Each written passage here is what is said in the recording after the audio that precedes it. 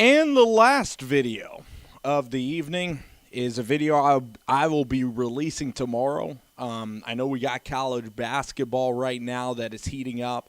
I'm really excited for the tournament. First day of the NCAA tournament's the best day of the sporting year. I try to block out the entire day, get up around 11 o'clock, eat some pizza bagels, get over to the TV around noon, and pretty much set up as many possible computers or monitors that I can possibly find and watch games from at least 12 to 5. Then at 5 o'clock, you peak up and you try to get to the next hour of your life. But anyway, this topic isn't about college basketball per se. It is about the game of basketball, and it is about the NBA Slam Dunk Contest, which took place in Los Angeles, California, just 2 nights ago. This dunk contest was not the worst dunk contest. The worst dunk contest I've ever seen was the one where this guy named Jeremiah Evans, from the Utah Jazz won a dunk contest in which I can't even name any of the participants that were even in that dunk contest with Jeremy Evans. That was just a complete travesty of the dunk contest. This dunk contest, the one with Levine and Gordon last year, that thing was actually low-key pretty cool. But this dunk contest here tonight just lacked juice. It wasn't that Larry Nance is a bad player. Donovan Mitchell's an exciting player. Dennis Smith actually had some jams. So I looked at the dunk contest, and it actually had some pretty good participants all around. You know, when you look at the big power three there.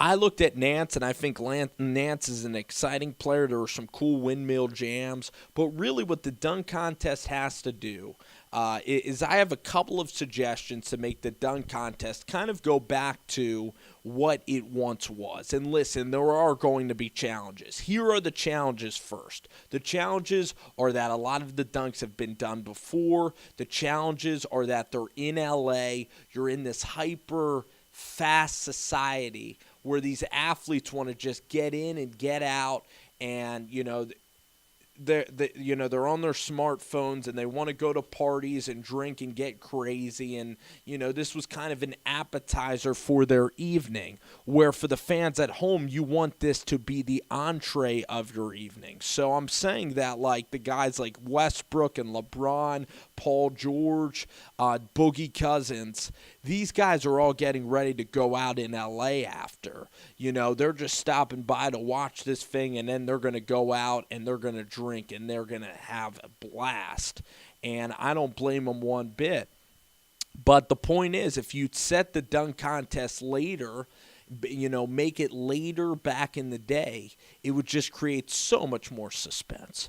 I would also make the tickets really cheap for the All-Star Saturday night, so you pack the crap out of the lower bowl. Just pack it with people. You need a live crowd. That crowd was freaking dead the other day. You need a live crowd. You also need a little bit of a rivalry. You need personalities. Larry Nance is a nice guy, a good guy, but Russell Westbrook is a perfect personality. Imagine having Westbrook up against Durant in the dunk contest. It would be elite. Imagine having Russ against LeBron. These guys are stars, but they also have personalities. Lance Stevenson isn't a star, but if Lance was in the dunk contest, people would watch. And Lance is cocky. He'd let you know if he has a great jam or not. Lance is a guy that would be freaking awesome. Draymond Green. So just get guys that are polarizing, fun, energetic, guys that are love-hate sort of guys, and get them in the dunk contest. Make it late. Slow the thing down. All-Star Saturday night is something that should be cherished. Slow it down, okay? You don't have to get in and get the event over with, okay? You know what you should do? This is what you should do. Start the event at like 8:10, 8:20. Have a long-ass national anthem, really long. Then do that shooting stars crap, where you bring out a couple legends, a couple old players, a couple NBA guys, female basketball players in the WNBA. Just bring out these, 4 groups of teams. So you have a really old guy, WNBA player, NBA player, and then you go around doing all these hokey little shots, and you're laughing because you might have Charles Barkley in a group, you might have, a Kenny the Jet Smith being on one of the teams, the announcers in TNT gets into it. It's an event that I actually miss. Everybody used to make fun of the event. I actually like the event. Then you go point guard versus point guard, big man versus big man. So I did like the bracketing system. There's got to be more passes, though. And there's got to be more obstacles. I like them hitting the three-pointer, but I don't just love them rushing up and down the floor for dunks, okay? Get them throwing more passes into that windmill shoot sort of a thing. Get them throwing more passes into the target. Make them weave and have to dribble around the NBA statues that they put there, the path of statues. Make them dribble around that a lot of times. So then you're taking up time. The announcers will have a lot of funny stuff to talk about. Again, slow down. That's the key for NBA Saturday night. If you're at a party too, it's the same thing. Slow down. If you want a party to be great, you're hosting a party. You host the party at 9:30 at night, okay? By 10:30, you just get started with cocktail hour. By 11:45, then you can start to dabble into a couple of fun things. And by 12:45, that's when the thing just jumps. And from 12:45 till 2 o'clock, you go and rock at 12:45. But so then you have the competition. And then you continue to dray it out. Like, I'd maybe then have a performance. Like, have Usher perform, have some of the NBA guys speak, to the crowd, have Usher perform, and then you start to get the celebrities in there or your NBA guys, your big-time NBA guys into the first row. Have them with recording devices, because we remember – when we were kids, we remembered at the Oracle when KG had the big-ass camcorder, and it was hysterical. It made the Vince Carter dunk contest that more iconic. We remember Mike Bibby hanging out, Peja, Shaquille O'Neal, Ron Artest, Ben Wallace. We remember just all the legends, Dirk, Paul Pierce, Tracy McGrady.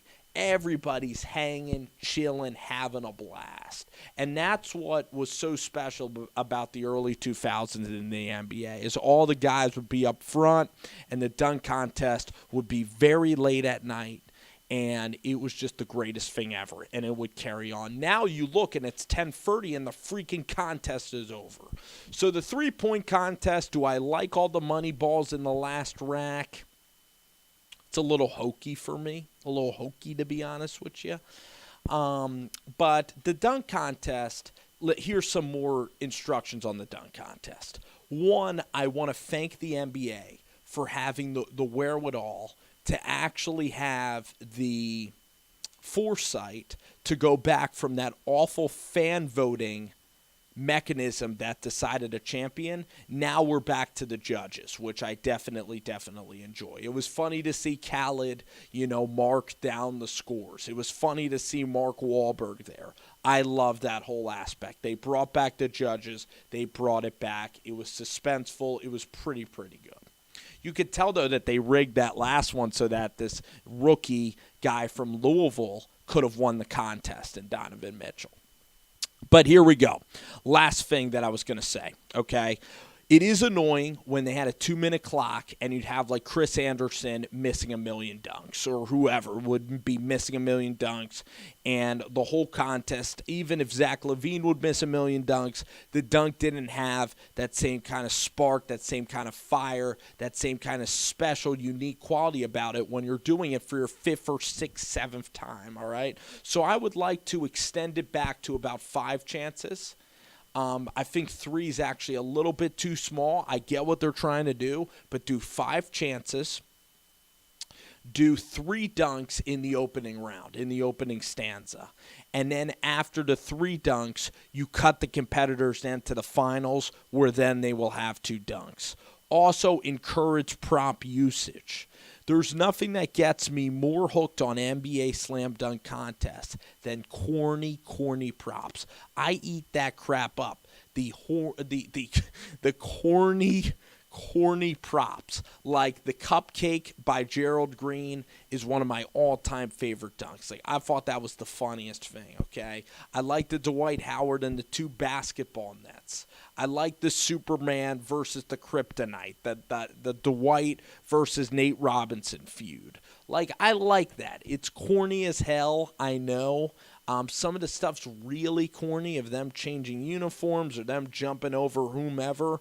I love cameo appearances, okay? The coolest dunk I loved was when Steve Nash headbutted it to Amari Stoudemire, when AI helped assist Andre Iguodala for a windmill jam, okay? When Josh Smith whipped out, the old Atlanta Hawks jerseys with Dominique Wilkins. That shit, just like all the classic shit, like throwing it back to the time of the past. That was crazy, and that was elite also. So those are just some of my ideas.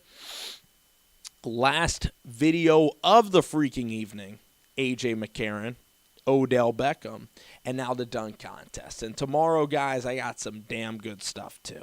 You know what I'm doing tomorrow? And I know that I might oversaturate you guys with all these videos.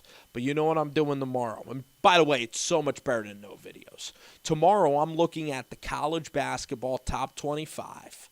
I'm also going to be talking about Justin Fields or Jake Fromm. I can't believe this is a thing already in college football. Going to be talking a little bit about the SEC, getting ready for that. And then guess what's going to happen?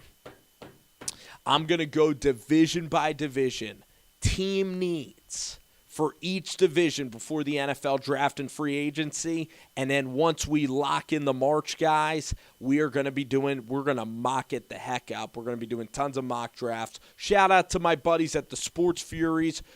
At the Sports Fury, they're doing great video content. Philly 500's Ballin', Pigskin Pete, all my guys that are out there, Jet Central, UCF, Jaguar, Mateo Eschenko, all my guys out there on YouTube. Thank you so much. Y'all have been awesome, and we need to collab very, very soon.